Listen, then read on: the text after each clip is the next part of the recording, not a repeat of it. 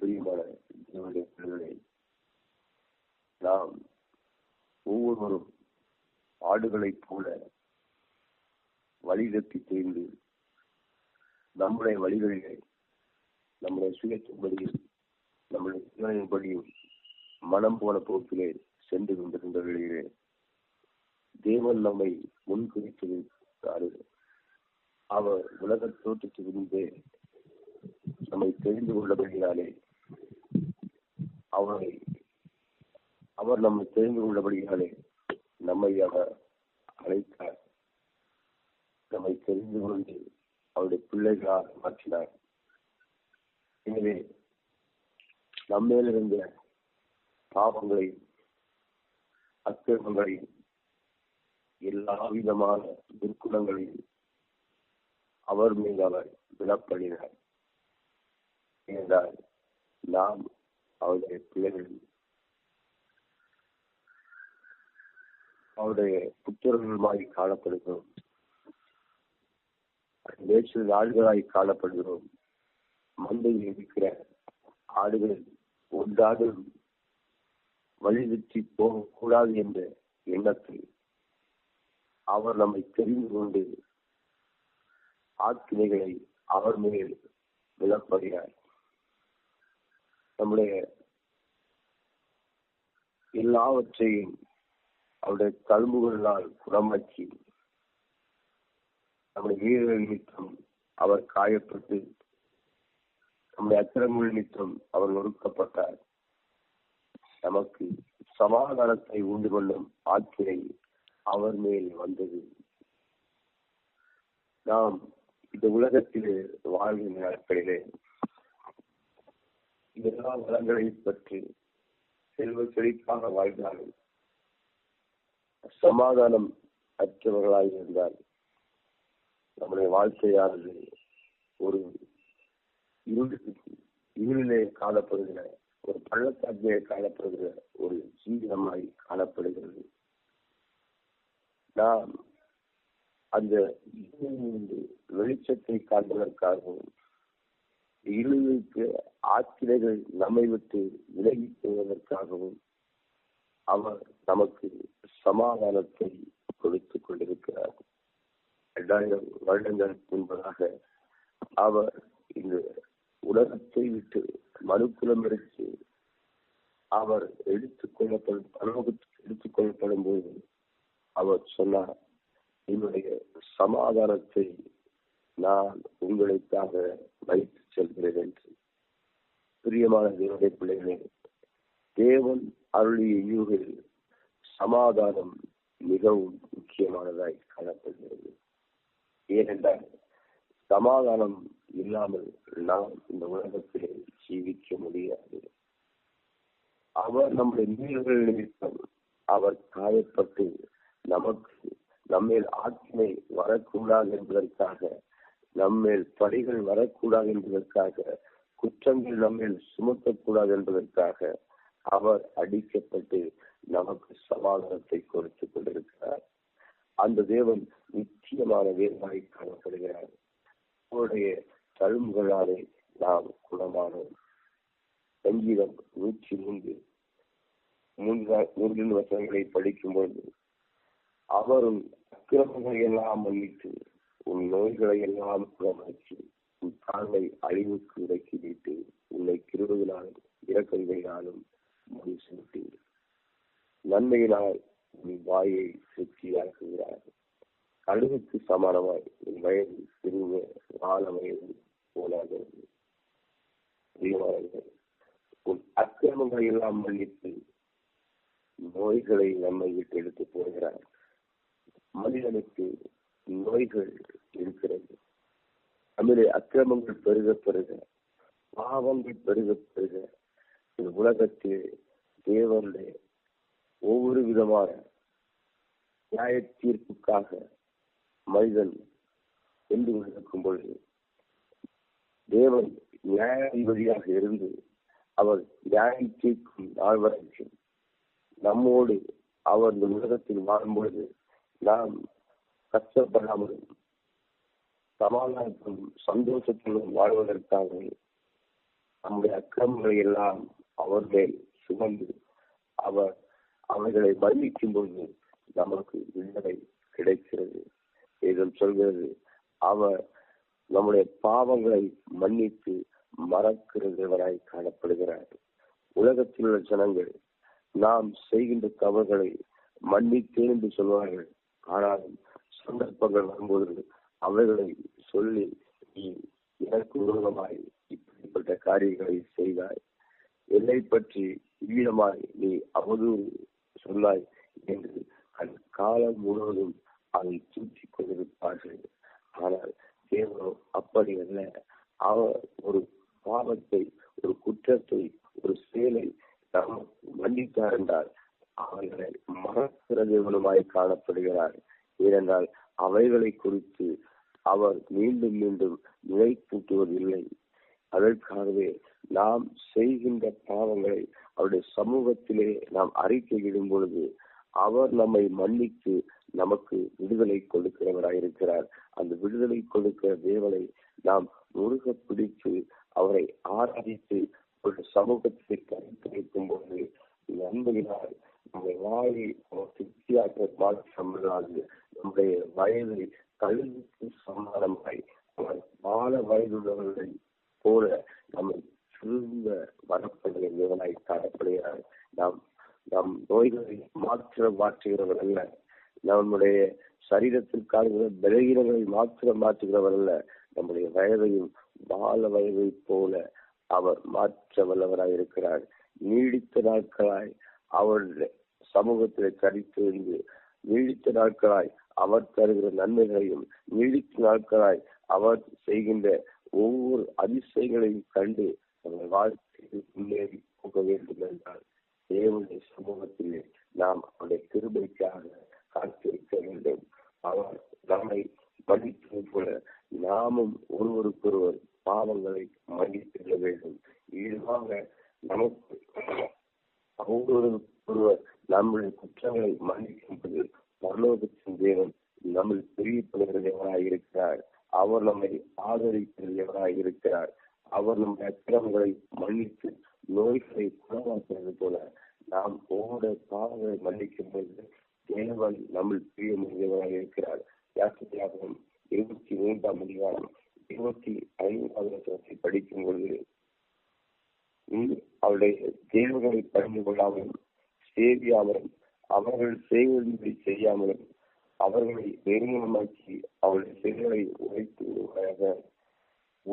உங்கள் தேவனாகிய கர்த்தரை சேவிக்கிறீர்கள், அவர் உன் அப்பத்தையும் உன் தண்ணீரையும் ஆசீர்வதிப்பார், வியாதியை உன்னிலிருந்து விலக்குவேன் என்று சொல்கிறார். அவர் நம்முடைய அப்பத்தையும் தண்ணீரையும் ஆசீர்வதிக்கிற தேவனமாக இருக்கிறார். ஏனென்றால் அவரை அண்டிக் கொள்கிற பிள்ளைகளை அந்நிய தேவர்களை சேவிக்காமல் தேவனை மாற்றம் தெய்வமாக அணிந்து கொண்டு ஆகாரை சேவிக்காமல் அந்நிய தேவனை சேவிக்காமல் கர்த்தரையே சேவித்தார்.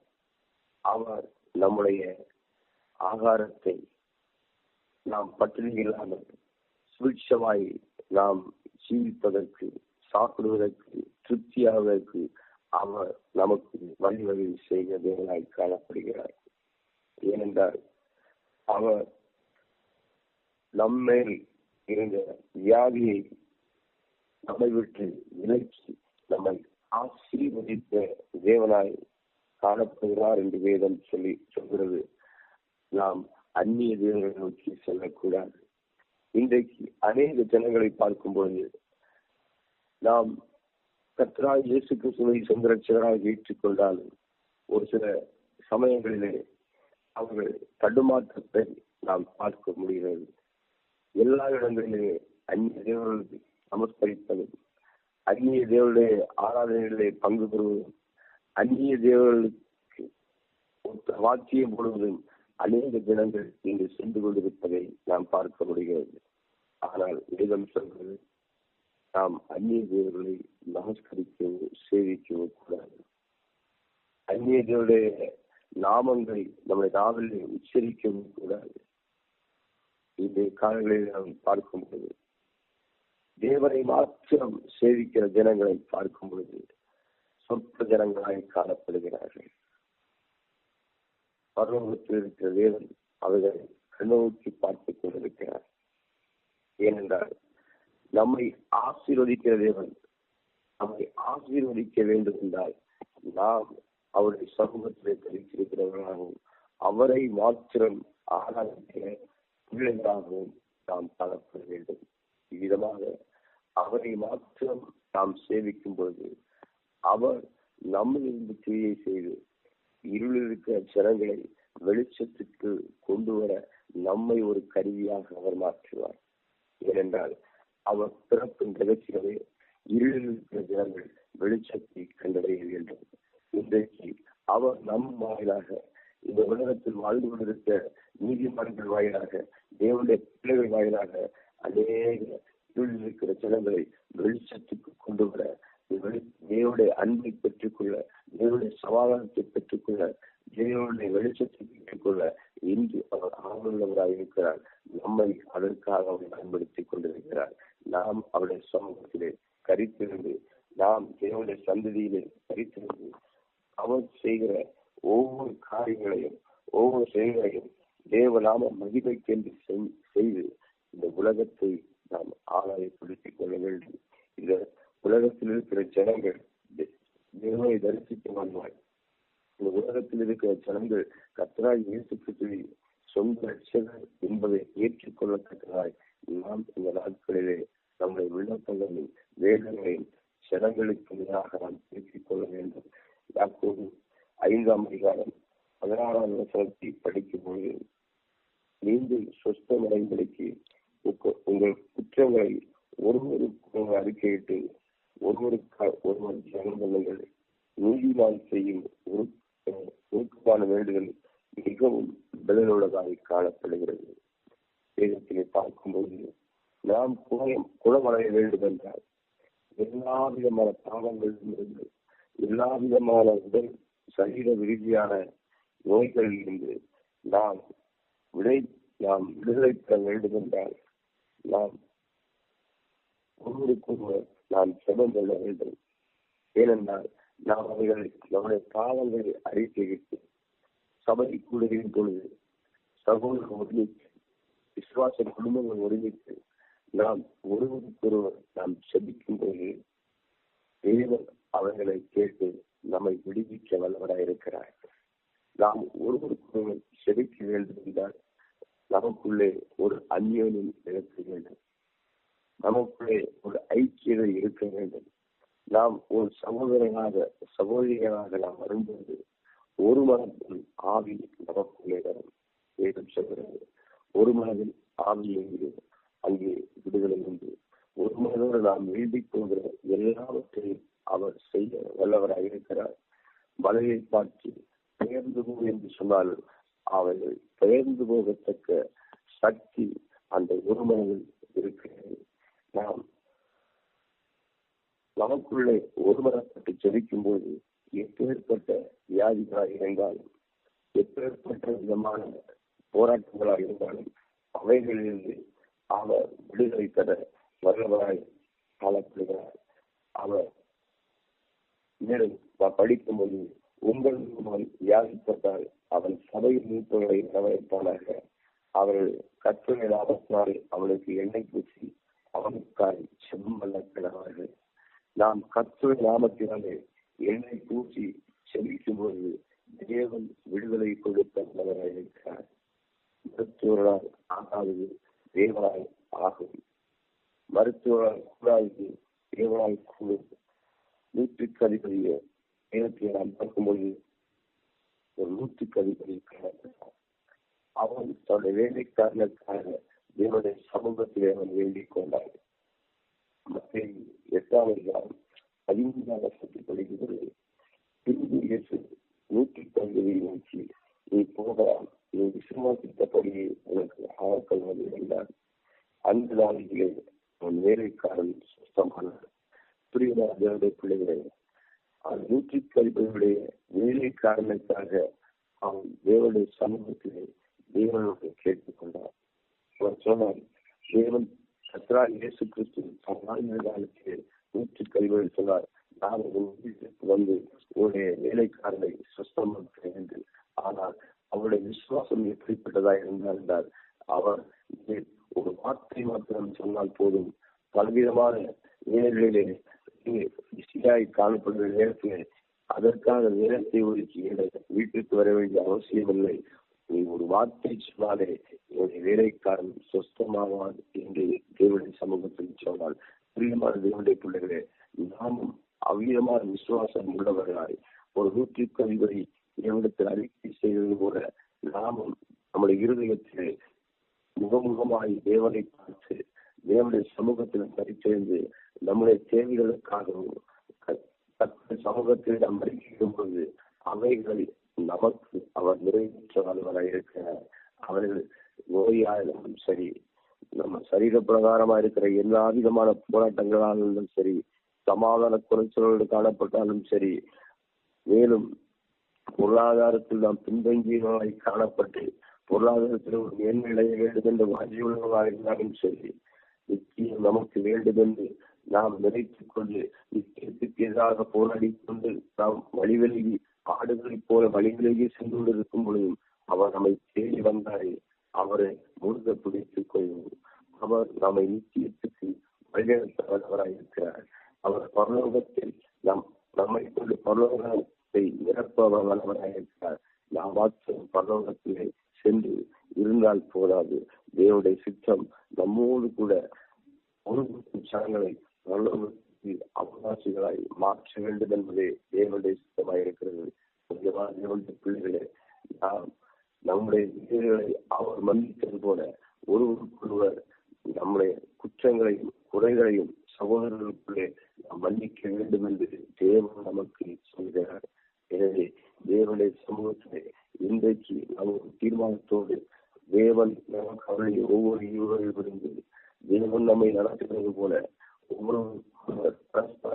நம்முடைய பாவங்களை விட்டுக் கொடுத்து நம்முடைய அக்கிரமங்களிலிருந்து விடுதலை பெற வேண்டும் என்றால், நமக்கு சமாதானம் வேண்டும் என்றால், ஒரு நல்ல ஒரு ஐக்கியத்தோடு நல்ல ஒரு மனப்பான்மையோடு நாம் விட்டுக் கொடுக்கும் பொழுது தேவன் நம்மை மாற்றமல்ல, நம்மோடு இருக்கிற ஒவ்வொருவரையும் ஆசீர்வதிப்பார். நமக்கு இம்மைக்குரிய ஆசீர்வாதங்களையும் மனதிற்குரிய ஆசீர்வாதங்களையும் தேவன் நமக்கு தருவார். வார்த்தையினாலே தேவன் தாமே ஒருவரையும் ஆசீர்வதிப்பாராக. ஒரு நிமிடம் கண்களை பிதாவே உங்களை நம்பியோடு ஸ்தோத்திரிக்கிறேன்.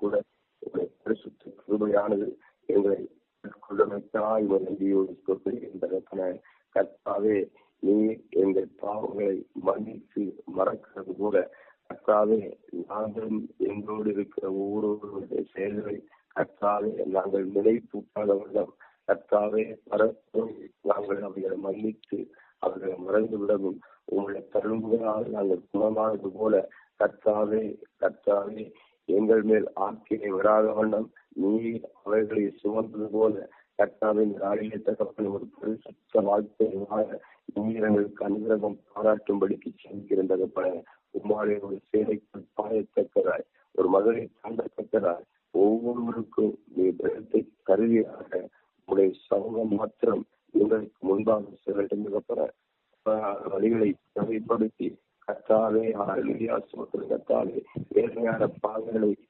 எங்களுக்கு தாக்கும்படிக்கு செல்கிறேன். அது நிமித்தம் நாமம் விளையட்டும். எல்லாவற்றும் பரிசுத்த ஆசீர்வாதம் ஒவ்வொரு சிலசங்கள் இறங்கும்படிக்கு சொல்லிக்கின்றன. காத்து நடத்துகிறார்கள். பெருமைப்பெருமான இயேசு கிறிஸ்து வெளியேறப்பட்ட நாமத்தில் ஜெபிக்கிறேன். ஜீவன பிதாவே.